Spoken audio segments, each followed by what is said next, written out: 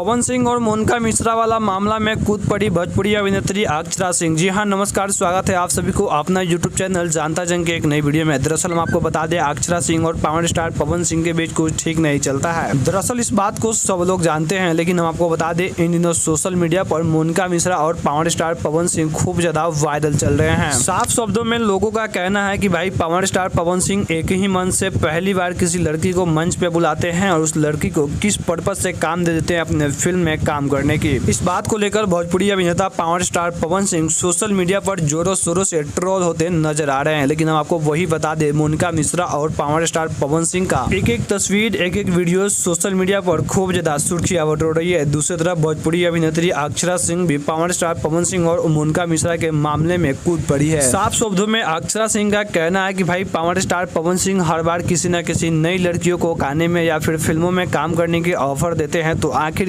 किस वजह से देते हैं? क्या उनके अंदर काम से रिलेटेड कोई कला होता है या फिर power star Pawan Singh face expression देखकर अपने फिल्मों या गाने में काम करने का ऑफर दे देते हैं? इस बात से लगातार अक्षरा सिंह के जितने भी सपोर्टर थी, अक्षरा सिंह के जितने भी समर्थन थे, कहीं ना कहीं सभी लोग अक्षरा सिंह का साथ देते नजर आ रही है। बाकी आप सबको क्या कुछ लगता है? आप सबके मन में क्या कुछ सवाल चल रहा है? आप सब अपना राय नीचे कमेंट सेक्शन में कमेंट कर हमें जरूर बतावें।